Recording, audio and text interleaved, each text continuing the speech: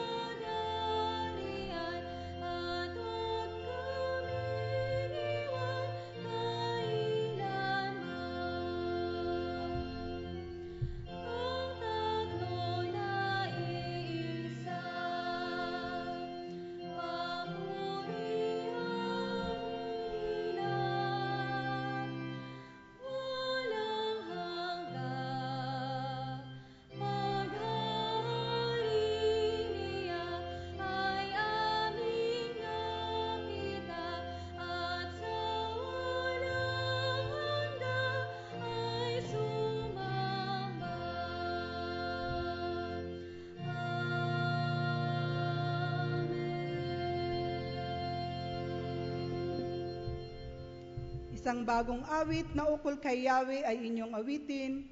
Ang buong daigdig sa Kanya ay magpuri. Yaong mga tao na nangaglalayag ay purihin siya. Purihin siya ng lahat ng nilalang sa karagatan at ang mga bansa sa baybaying dagat magpuri sa Kaniya. Kayo ay magdiwang, kayong nasa ilang, lahat ninyong bayan. Kayo ay magalak sa pag-aawitan. Kayo ay umakyat sa tuktok ng bundok at kayo'y sumigaw. Kayong nasa baybaying dagat, purihin si Yahweh at parangalan. Tayo po ay manalangin. Pinupuri ka namin, Panginoon, sa mga oras na ito. Maraming salamat po sa inyong pag-iingat sa buong sanlinggong nagdaan. Patuloy niyo po kaming pinagpala at inagapayan. Salamat o Diyos sa pagtitipong ito na patuloy niyong ipinagkakaloob sa amin upang kami ay patuloy na sama-samang magpuri sa inyo sa Espiritu at sa katotohanan. Samahan niyo nga po kami, Panginoon, at pangunahan sa oras na ito. At gayon din po ay ihanda ang aming mga puso at isip nang sa gayon ang aming makikinig sa inyong lingkod sa hapong ito ay maging gabay namin sa patuloy na paglago sa aming buhay pananampalataya. Salamat po, Panginoon, sa kapatawaran ng aming mga kasalanan. Ito po ang aming dalangin sa pangalan ni Jesus. Amen.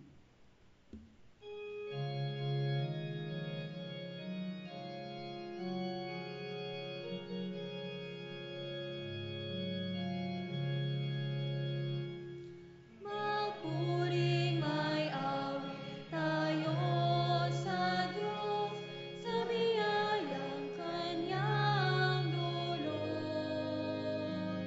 Magpuring may awit tayo sa Diyos, sa biyayang Kanyang dulot. Pagpapalang di masayon, sa buong maghapon umagos. Magpuring may awit, magpurit maglingkod, magpuri sa ating Diyos.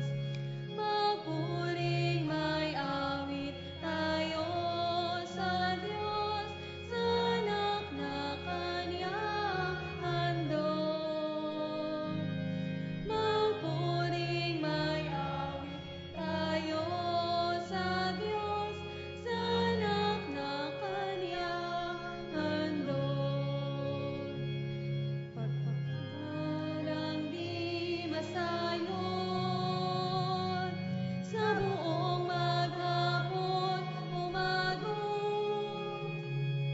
Magpuring may awit, magpurit maglingkod, magpuri sa ating Diyos. Magpuring may awit sa ating Diyos, sambahin siya at maghandog. Magpurit maglingkod tayo sa Diyos, sa biyayang Kanyang dulot. Pagpapalang di masayon, sa buong maghapon umagos. Magpuring may awit, magpurit maglingkod, magpuri sa ating Diyos. Itaas po natin ang ating mga kamay. Ang mga kamay pong ito ay gamitin natin upang dumaloy ang kapayapaan at pagkakaisa na nagmumula sa Panginoon. Iabot po natin ang ating mga kamay ng may kagalakan sa isa't isa. Tayo po'y magbatian. Amen. This is that the Lord has made, that the Lord has made. Okay lang po. And be glad in it, for this is the day that the Lord has made. We will rejoice and be glad in it.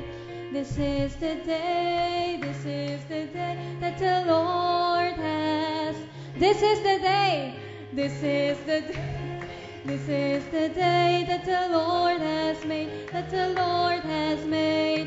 We will rejoice and be glad in it, and be glad in it. For this is the day that the Lord has made. We will rejoice and be glad in it. This is the day that the Lord has. Ito ang araw. Ito ang araw, ito ang araw na gawa ng Diyos, na gawa ng Diyos. Tayo'y magsaya, at purihin siya, at purihin siya. O, ito ang araw na gawa ng Diyos. Tayo'y magsaya at purihin siya. Ito ang araw na gawa ng Diyos. For the Lord is my tower. My tower. And He gives me the power to tear down the words of the enemy. In a difficult hour, He will crush the devourer and bring the power of darkness underneath my feet. For the Lord is my tower. For the Lord is my tower. And He gives me the power to turn down the words of the enemy. In a difficult hour, He will crush the... Sabay-sabay po tayo! And bring power of darkness underneath my feet. For the Lord is my tower, and He gives me the power to turn down the works of the enemy. In a difficult hour, He will crush the devourer and bring a power of darkness underneath my feet. God is good. All the time. Palakpakan po natin ang Panginoon. Isang masaya at maluwalhati po na pananambahan sa mga anak ng Diyos sa ating pong McGill Memorial Church. Purihin po ang Panginoon sa mga kapatid po natin na ating kasama sa pananambahan ngayon, maging nasa kanila nga pong tahanan o saan mang pong dako sila naruroon sa mga oras na ito dito sa Pilipinas o sa ibang panig ng daigdig. Tayo po ay live worship broadcast sa atin nga pong pagsamba at pagpupuri sa Panginoon ngayon. Kaya nga po, welcome po sa lahat ng mga kapatid na kasama po natin sa ating pong live worship. Welcome po sa McGill Memorial Church. Ngayon po ay buwan ng pagkakatiwalang Kristiyano at pagdiriwang po natin ng United Church Workers Organization Sunday at gayon din naman Theological Education Sunday. Sabihin po natin, maligayang bati sa lahat ng mga church workers. Amen. Palakpakan po nating muli ang Panginoon. Salamat po, O Diyos, sa inyong mga biyaya, sa lahat po ng inyong mga kagandahang loob, sa mga anibersaryo ng kasal, sa iba't ibang mga tagumpay, sa iba't ibang mga katugunan, sa mga panalangin, sa mga kagalingan at patuloy na pag-iingat at pagliligtas. Ating pong binabati ang lahat ng mga nagdiriwang ng kaarawan. Ang kanila nga pong mga pangalan ay narito sa ating bulletin. Maging ang mga hindi po napatala dito, binabati po natin ngayong araw ang kapatid na Carlo Calayag. At sa mga susunod pang araw, naririto po.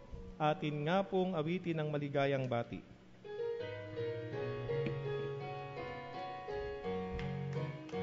Maligayang bati, maligayang araw, maligayang bati sa iyong pagsilang. Sumainyo nawa ang ligayang tunay, kahimanawari lumawig ang buhay. Maligayang bati, maligayang araw, maligayang bati sa iyong pagsilang. Sumainyo nawa ang ligayang tunay, kahimanawari lumawi ang buhay. Kahimanawari lumawig ang buhay. Welcome po sa ating minamahal na mga kapatid. Inyo nga pong muling tingnan ang ating mga katabi sa kaliwa at kanan. Ang bawat isa po sa atin ay biyaya ng Diyos at isang maligayang pananambahan pong muli. Gayon din, isang kagalakan po sa atin na makasama po natin ang ating minamahal na conference minister ng ating pong Southern Tagalog Conference. At naririto nga po sila, ang ating pong minamahal na conference minister, Reverend Rachel, and ang ating minamahal na Kuya Joram Hernandez. Maaari pong tumayo. Purihin po ang Panginoon. And of course, we have here another intern from United Evangelical Mission from UEM, Germany, Lars Dinklage. Okay. Magbibigay po sa atin ng greetings o pagbati maya-maya po si Lars. At salamat po sa ating mga panalangin at sa lahat po ng ating pagtataguyod sa mga gawain ng ating pong McGill Memorial Church at ng buong United Church of Christ in the Philippines. Ang mga activities po natin ngayong November, naririto po, subaybayan po natin ito, ipanalangin natin ito, daluhan po natin ito. At sa next Sunday po, Migrant and Members Abroad Sunday, ang ating pong celebration. Huwag po muli tayong mawawala sa ating pananambahan. At inaanyayahan po natin ang lahat ng ating mga kapatid na may puso para maging kaanib ng welcome committee. Hanapin lamang po ang ating kapatid na Elder Norma Arevalo. At salamat po sa mga pagkakaloob po natin ng ating pong offering report o halagang pumasok noong pong November 4, naririto po sa ating bulletin. At ating pong paghandaan ng ating pong Thanksgiving and Christian Stewardship Sunday, ito po ay sa last Sunday ng November. At patuloy po nating inaanyayahan ang bawat isa upang makibahagi sa ating pong stewardship campaign sa pamagitan po ng Bundle of Joy at gayon din po ng ating alkansya para sa Panginoon. Ito po ay tinataguyod ng ating pong Board of Deacons and Finance Board. Maraming salamat po sa Panginoon at inaanyayahan ko po ang ating mga kapatid na Lars, then Ate Noemi.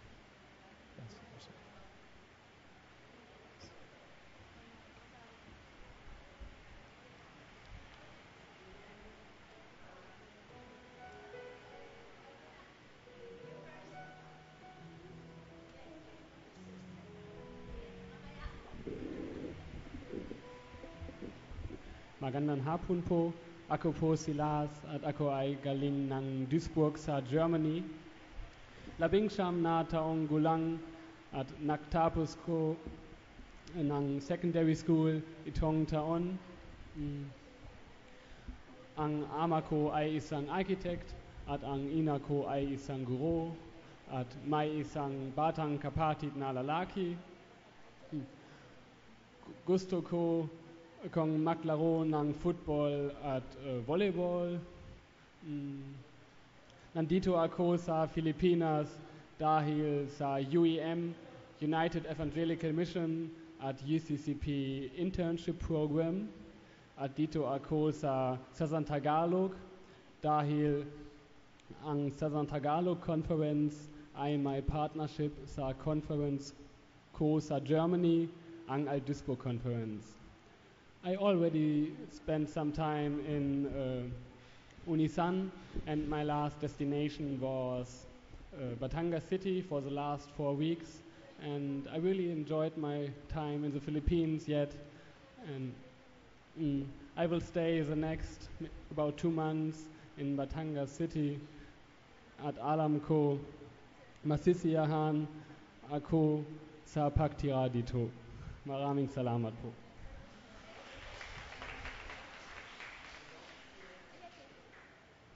Magandang hapon po sa inyong lahat. Ako po hindi taga-Germany. Ako po ay ang Financial Secretary ng McGill Memorial Church.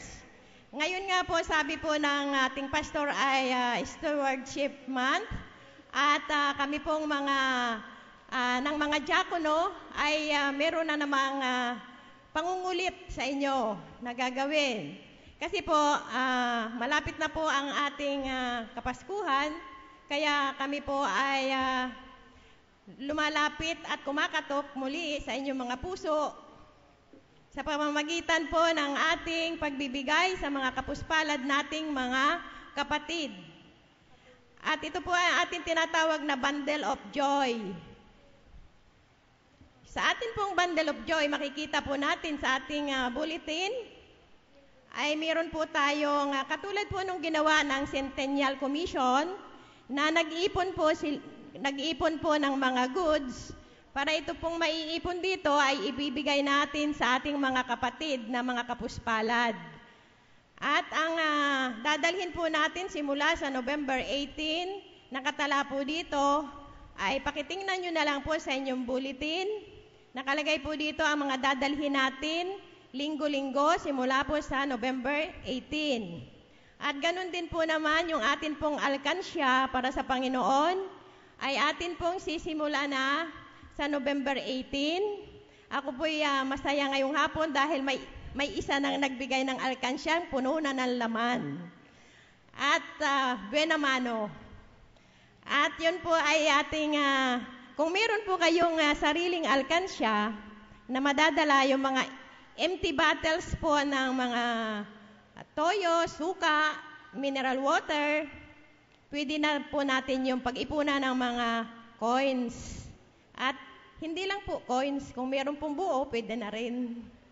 At yun po ay ating sisimulan sa November 18 at matatapos po yun ng April 28. So, meron pong mga stickers na available sa opisina ng ating simbahan. Didikitan po natin ng stickers yon. Para po, pagtatalaga natin, pagka may laman na, itatalaga po natin dito at ipapanalangin ng ating pastor. At katulad ng nasabi ko, yun po ang paglalaanan natin ay ang pastoral house at anay extermination.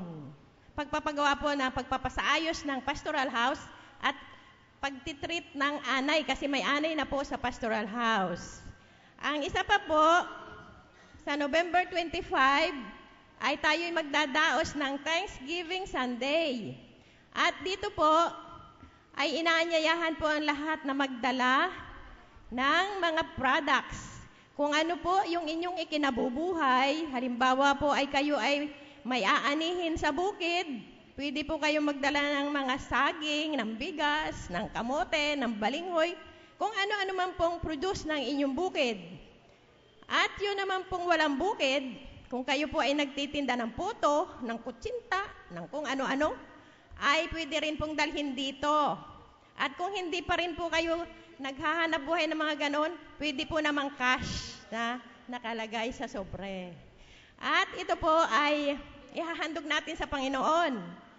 Dadalhin po natin dito at pagkatapos po ng worship ay ibababa natin doon sa social hall yung mga products at ibebenta natin sa atin din po sa kapatiran. At dahil yun po ay inihandog na natin sa Panginoon, ang mga pinagbilhan po ay natural na sa Panginoon na. Hindi na natin iuuwi ang pinagbilhan. So ibibigay na rin po natin sa Panginoon yung pinagbilhan ng mga products. So ako po'y natutuwa dahil positive ang feedback ng ating kapatiran. Maraming salamat po at magandang hapon muli sa inyong lahat.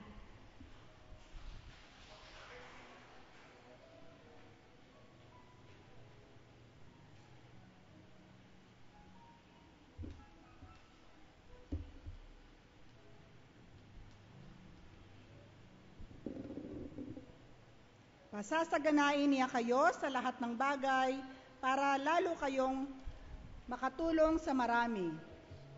Sa gayoy dadami ang magpapasalamat sa Diyos dahil sa inyong tulong na dadalhin ko sa kanila. Ang pagtulong ninyong ito sa mga kapatid ay hindi lamang makatutugon sa kanilang pangangailangan, kundi magiging dahilan pa ng walang hanggang pagpapasalamat nila sa Diyos. Ang bukas palad ninyong pagbibigay ay magpapatunay sa kanila na matapat ninyong tinatalima ang mabuting balita ni Kristo, dahil diyan magpupuri sila sa Diyos. Tayo po ay maghandog.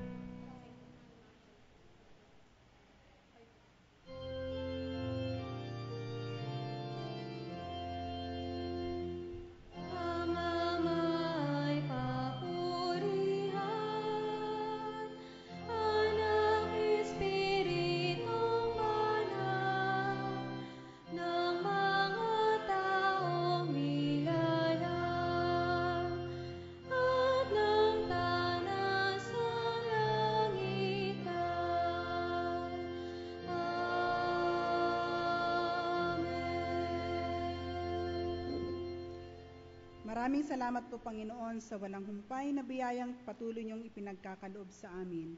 Narito po, Panginoon, aming inihahandog ang bahagi nito bilang pagpupuri at pagpapasalamat sa biyayang aming tinatanggap mula sa inyo. Marami pong salamat, O Diyos, at nawa po ay patuloy naming tanggapin ang pagpapalang nagmumula lamang sa inyo. Ito po ang aming panalangin sa pangalan ni Jesus. Amen.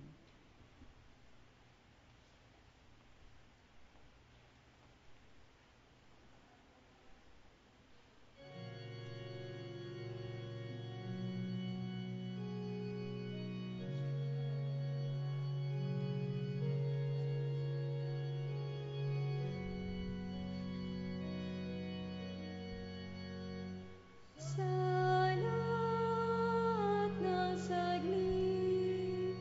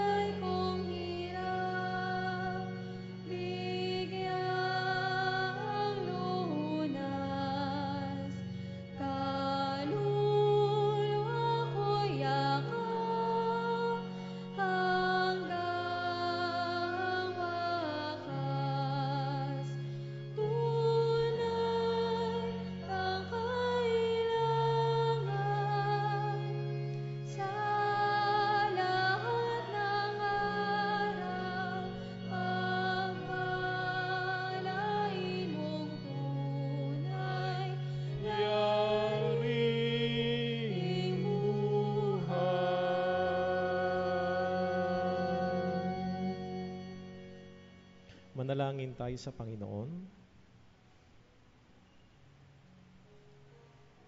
Dumadaloy, nagpapatuloy, natatanggap po namin ang kapahayagan ng inyong pag-ibig, ng inyong kadakilaan at ng inyong katapatan.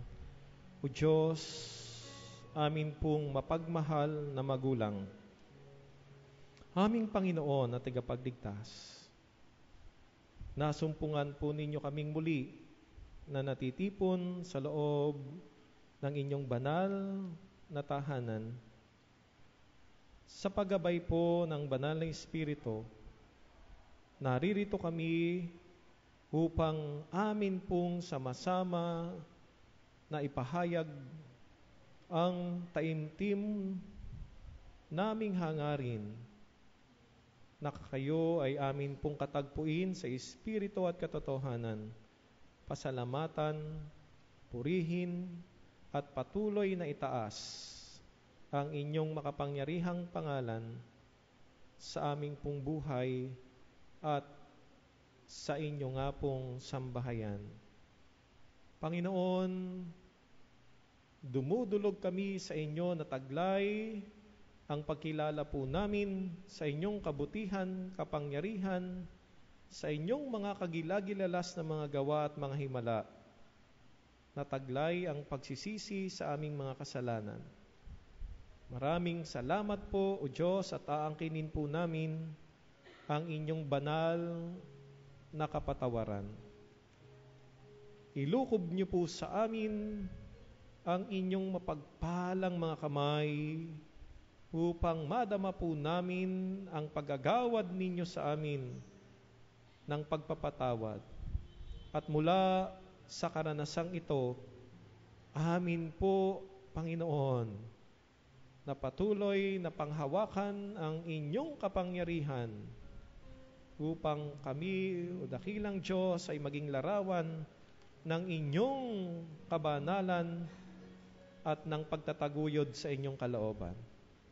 Napakarami na at nag-uumapaw ang mga pagpapalang inyo nga pong ipinagkakaloob sa aming buhay. Sa bawat saglit, ito ay aming nadarama. Ang inyong pag-iingat, ang inyong pagpapalakas, ang inyong pong paggagawad ng karunungan aming Panginoon, at ang inyong pag-akay sa iba't iba pong mga landasin ng aming buhay. Salamat po sa pagtutuwid nyo sa amin at pagbubuo ng mga relasyon at ng mga ugnayan sa loob at labas ng tahanan, sa iglesia at sa dako na kami ay inyong itinalaga. Salamat, O Diyos, sa inyong biyaya ng pagpapagaling mula po sa sakit o karamdaman. Salamat po, aming Panginoon, sa paghipo niyo po sa amin, sa aming pong buhay, sa aming puso, upang madama po namin ang inyong pag-ibig, pagmamalasakit at ang inyong pag-asa. Panginoon, patuloy naming aangkinin ang inyong pagkilos sa aming buhay upang kami ay magtagumpay sa iba't ibang mga karanasan ng pagsubok at bakahin sa buhay. Bilang inyong anak at bilang mga sambahayan, tinataas din namin sa inyo at ibinabalik ang pagpapasalamat sa pagsapit ng masayang anibersaryo ng kasal at maging ng kaarawan. Marami pa pong maliligaya at mabibiyayang mga taon ang ipagkaloob niyo po sa buhay ng bawat isa at ng mga sambahayan at sa buhay ng mag-asawa. Tinataas namin sa inyo ang mga pamilya, ang mga mag-asawa, ang mga ina at ama ng tahanan, ng mga anak, ang mga lolo at lola at mga kasambahay at bawat isang bumubuo sa pamilya na inyong ipinagkatiwala sa isa't isa. Sa iglesyang ito, aming Panginoon, ang United Church of Christ in the Philippines, itinataas namin ang aming pong mga taimtim na mga panalangin. Kayo ang siyang sasama, kayo ang siyang magpapadama ng inyong hapong patnubay, pag-iingat sa lahat ng inyo pong mga anak at ng kapatiran sa iba't ibang mga karanasan sa buhay maging sa mga pagpaplano, aming Panginoon, at pagsasagawa po nito.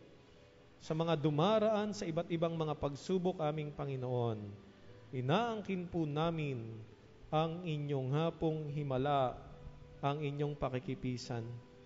Panginoon, tinataas din namin sa inyo ang aming pong mga panalangin para sa lahat ng mga mag-aaral, ang mga seminarista, ang mga theological ministerial students ng buong United Church of Christ in the Philippines na naruroon sa mga ministerial and formation institution o sa mga seminaryo ng UCCP sa Mindanao, sa Visayas at maging dito sa Luzon.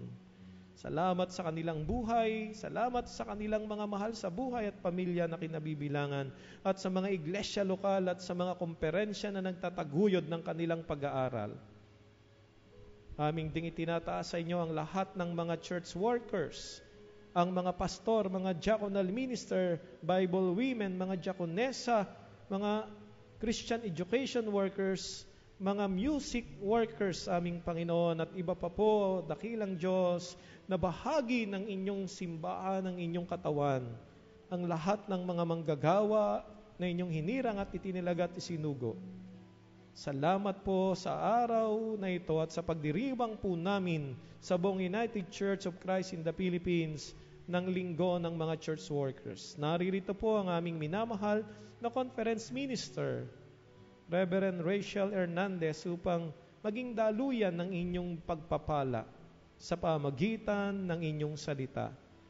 Maraming salamat po, aming Panginoon, sa inyong mga pagpapala na aming tinatanggap.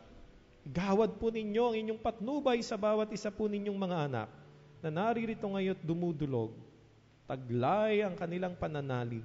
Pagpalain nyo ang pamayanan ng iglesia at ang aming bansa, ang aming mga tigapamuno, ang mga pamilyang Pilipino, ang lahat ng mga mananampalataya, ang mga simbahan, sa diwa ng pagkakaisa at paglilingkod at pagsunod sa inyong banal na kalooban.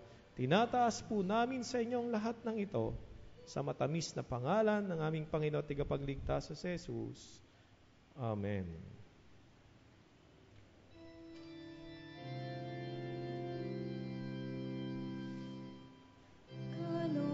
Kalooban mo ang siyang sundin, putik ako na huhugising. Ayon sa ibig mo ay gawin, handa ako na iyong yariin. Sundin mo ang iyong kalooban. Ako'y sakupin ng lubusan, hanggang si Kristo ay mamasdan. Tanging sa akin tumatahak.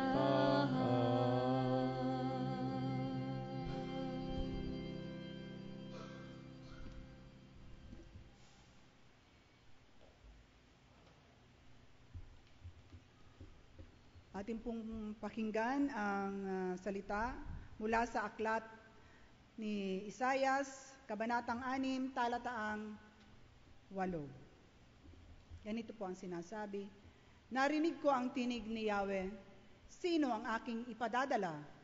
Sino ang aming susuguin? Sumagot ako, narito po ako ang isugo niyo. Pinagpala po tayo sa pagkarinig ng kanyang mga salita. Ang may papurihan at ang anak at ang Espiritu, buhat pa sa unang mula, ngayon magpakailanman,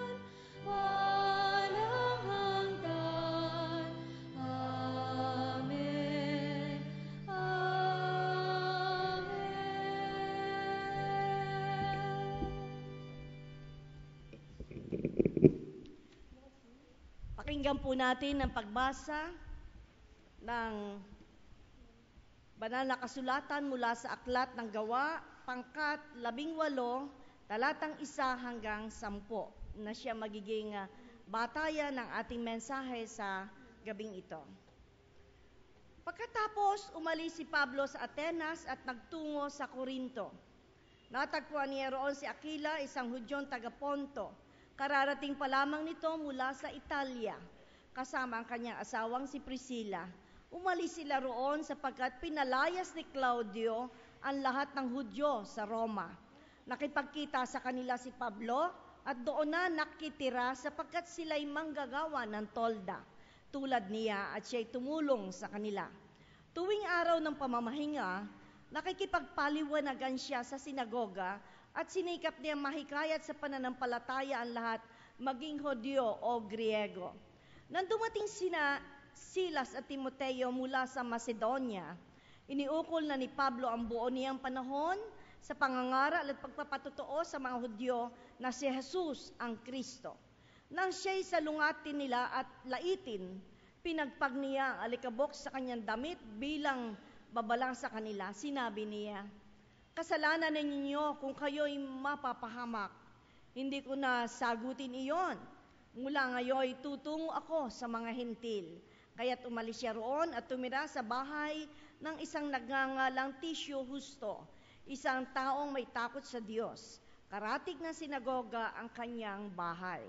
Si Crispo na tagapamahala ng sinagoga at ang kanyang sambahayan ay sumampalataya sa Panginoon. Sumampalataya rin naman ang nagpapabautismo ang marami sa mga taga-Korintong nakikinig kay Pablo.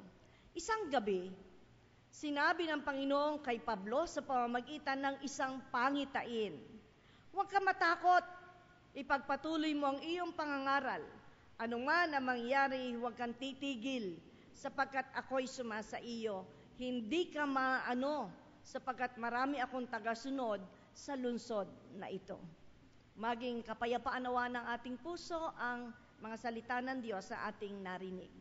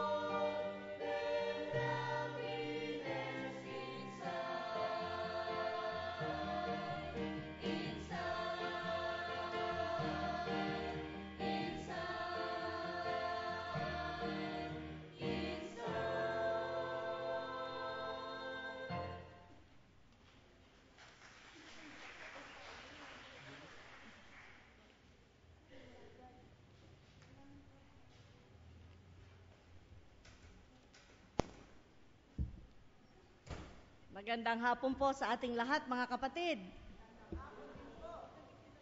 Maraming salamat po sa masiglang awit ng ating mga kapatid na habang sila'y umaawit ay tinitingnan ko kayo. Parang kayo seryoso. Pero ang saya-saya ng awit nila. So, ang kanilang title ay, You Can Experience. So, sa mga sandaling ito, ano pong inyo na experience? At parang kayo seryoso kanina. Ang sabi sa awit ay, you can experience wonderful. You can experience grand experience. At kanina po ay, makita ko yung title, sabi ko kay Pastor, tingnan mo nga naman kung paanong ang Diyos ay manguna, magturo sa atin. Ay ang akin pong mensahe ay tungkol sa karanasan. You can experience. Sabi kay, ganun talaga kung paanong kumilos, manguna sa atin ang Diyos. Amazing. Maraming mga bagay na ginagawa sa ating buhay ang Diyos na hindi natin akalain. Kaya tayo na-amazed. So mga kapatid, bago po ako dumako sa ating pagbubulay ng salita ng Diyos, wag po kayong mag-alala at hindi po ito mahaba. Malalaki lamang po ang letra. Dahil ako po'y may edad na, ay ang font nito ay 15. Ay kalaki, natutunan ko lakihan ng font dahil kuminsan ang salamin ko ay na blurred na ang tingin. Ganyan yung mga, hindi pa ako senior. Pero, ako naman ay mukha lang 59. So mga kapatid, bago po tayo pumunta sa pagbubulay ng salita ng Diyos, ay nais kong magbahagi ng ilang bagay tungkol sa ating minamahal na konferensya ng Southern Tagalog Conference. Maaari pong kayo nagtataka kung bakit laging ang ating iglesia dito sa Lucena, UCCP McGill Memorial Church, ay laging dinadatnan ng mga kapatid natin mula sa bansang Germany. Ay bakit yung iba hindi pinupuntahan? Bakit laging dito sa amin? Anyway, it's a blessing for your church. Ang ating pong konferensya, ang Southern Tagalog Conference, meron po tayong isang programa na Partnership and Ecumenical Relations. So ito po ay isang programa na hinahawakan ng isang lupon. Commission on Partnership and Ecumenical Relations. It so happen po na ang napili natin na maging tagapangulo nito ay ang inyong masipag na pastor. Kaya ipagpaumanhin po ninyo kung minsan ay nahihila ko siya at siya'y nakapagbakasyon sa inyong church nang kami pumunta sa Germany upang sa ganoon ay kami ay makipag-usap sa ating mga kapatid doon para sa mga iba pang mga programa ng ating iglesia. Awa po ng Diyos, naging napakabunga na mga pulong doon. At isa pa po ay dumalo kami sa pagdiriwang ng ika-20 taong anibersaryo ng ating partnership. Ganun na po katagal. So, si Pastor Junwell po ang nangangasiwa, nakakaalam ng tungkol sa ating mga German interns. So, salamat po sa inyong pag-aabala din at pagmamalasakit na ibinibigay sa ating mga interns. Actually po, bukas na gabi ay meron kaming sasalubungin na 2 lady Germans. Sila po'y hindi mula sa church ng ating conference sa Duisburg, Germany, kundi mula sila sa pamahalaan ng Germany. So kami din po ang sabihin na sasaludar at makikipagpulong ni Pastor Junwell. Dahil sila po ay malaki ang tulong ng kanilang pamahalaan sa mga German interns kagaya ng mga pumaparito sa atin. So, they want to know kung ano ang ating ipinagagawa, kung saan natin dinadala. So, hanggang 14 po sila. At karugtong po dito ay isang malaking karangalan para sa ating iglesia sa McGill at sa ating konferensya na si Reverend Junwell Bueno ay a-attend po siya sa 14 to 17 ng pulong ng mga lahat ng kasama o kapartner na simbahan o organizations, NGOs ng United Evangelical Mission na ito po ay pinupondohan ng German government.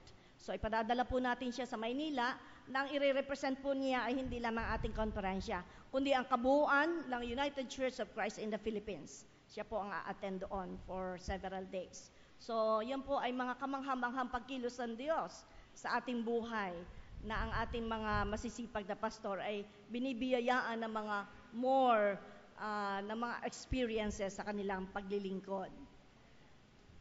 Ganon din po mga kapatid, ang pagkatindig ko po dito sa inyong harapan, ito po ay bahagi naman ng programa ng Church Workers Organization. Meron po tayong samahan din ng mga manggagawa ng iglesia. Sila po ay mga pastor, mga diakonesa, at mga ministerial students. Yung po ating mga seminarista.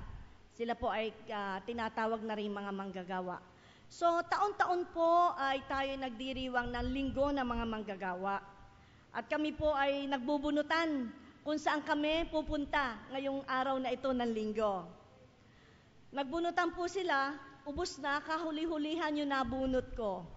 Ay UCCP Magil Vesper. So, salamat po doon sa huli kong nabunot. Kaya po ako'y naririto sa inyong piling ngayong gabi.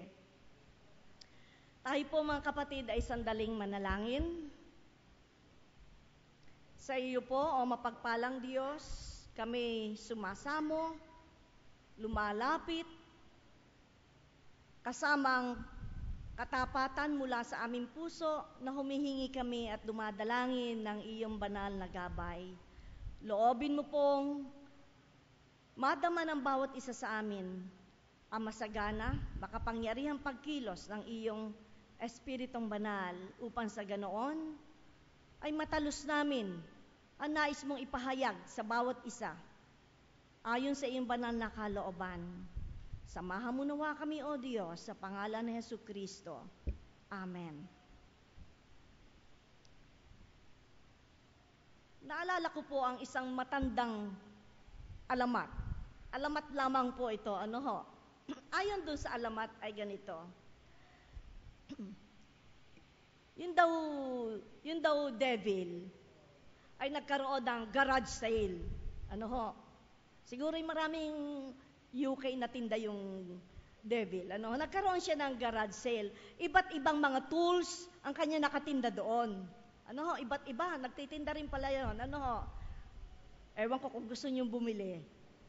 Maraming tinda ang devil na ito.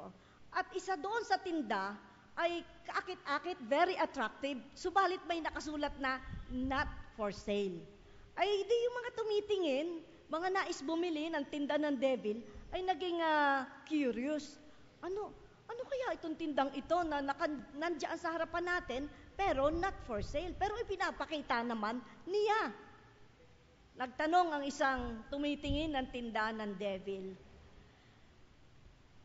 ano po yan? Bakit po yan not for sale? Ay inilagay naman ninyo. Ay pwede po ba kang hilingin sa inyo na ibenta ninyo? Ikang ganyan. Sabi ni devil ay ganito, ay hindi ko maaari ang ipagbili.